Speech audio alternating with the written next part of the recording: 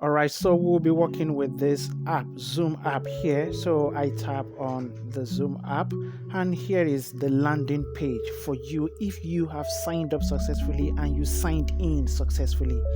Something like this should be your landing page. And at the bottom here's where we are, okay, and that's where we have all these tools at the top here. And the next to it is meeting tab here. So I tap on the meeting tab. Now here it says no upcoming meeting, and that is because I have not scheduled any meeting. So that is why here is empty. Okay, I will come to show you how to use all this later, and you may not have any business with this contact or even more for now. Okay, so as a beginner, your business is just on meeting and chat and meetings here. These are the two tabs you have business with. Okay, take note, here is empty, and that's because I have not scheduled any meeting. So I come back to this button here, that's meet and chat.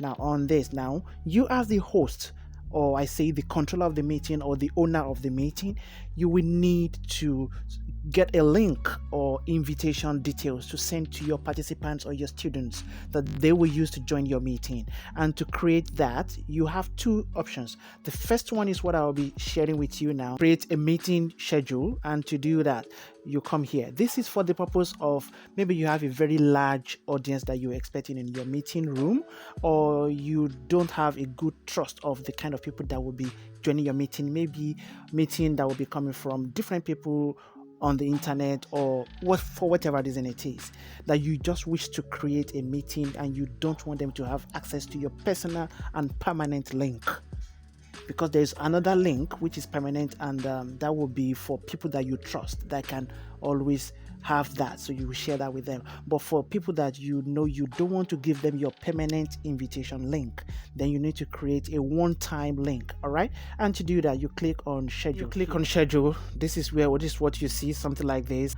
At the top here, you need to tap in this button if you choose to, otherwise your default name is in there. But if you want to edit this, you can. So you can just tap in here and put whatever you think you should put in there for whatever reason it is. If you don't have any reason to change any name, the default name is also okay for you. All right, so for me, I think I will need to go with the default name. All right, so default name is okay for me. Then here's the date. You edit the date to the date of the meeting. If it's a date for maybe this is 10th September now, according to the date this video is recorded, then you can change it to maybe 2 days later, that will be 12th September. So you tap on this plus button here to go to 11, 12, and whatever it is. Okay, so that will be okay.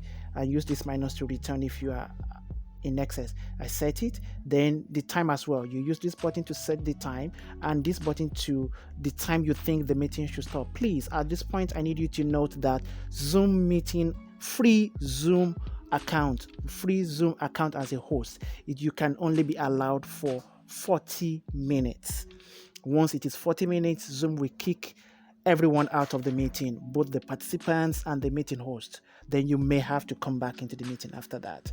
Okay, so I will advise here, you set 40 minutes exactly, or below 40 minutes. Below 40 minutes is always good. All right, okay, maybe 39 minutes is fine. If it is 10 minutes meeting, it's okay. Just set this according to your own preference. I will need you to know that you may need to turn this off, since you are inviting them with a special link and not your permanent meeting ID, your personal meeting ID. So you may need to turn this off. So I turn this off now.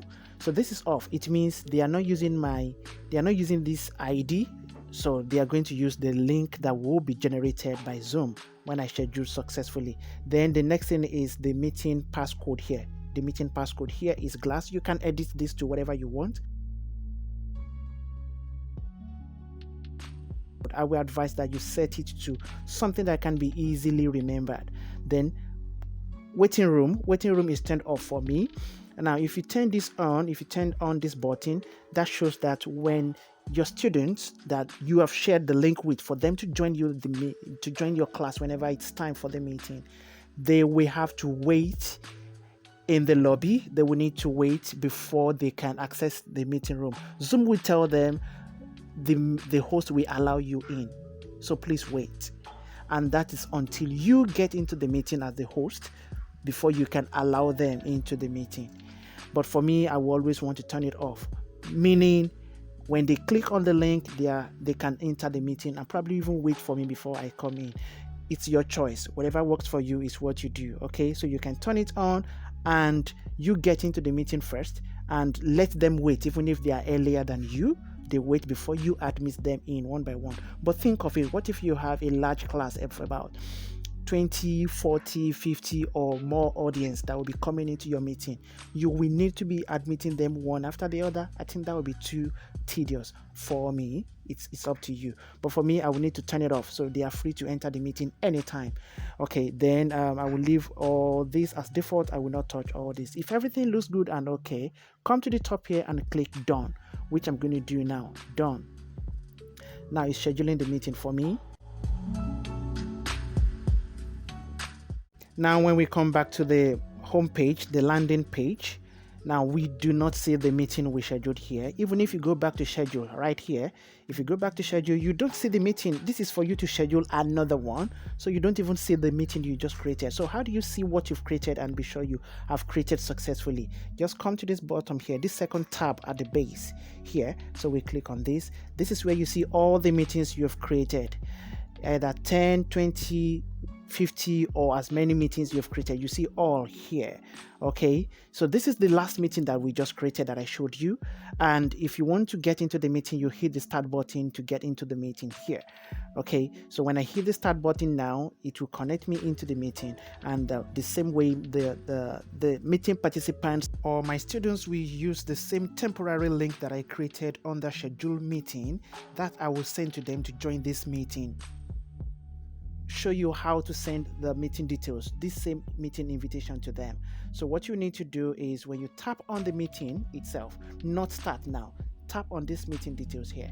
Of course, this is the time and the date for it. You see the date, you see the time, then this is the meeting itself. So when I tap on it, you can see that now it says invite. These are all the details that we scheduled. You can still edit if you have to. This is the edit button at the top here.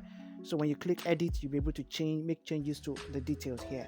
So if everything looks okay, then you can use start button to get into the meeting. But for you to invite others, you click on invite here. You can either click on your mail directly or your text message directly, SMS text directly, or you copy to clipboard. So when I click on copy to clipboard, it is copied already. Now you can go to your WhatsApp, you can go to your Messenger or text enabled app for you to share it with whoever you want to share it with. Okay, so that's how to share the link.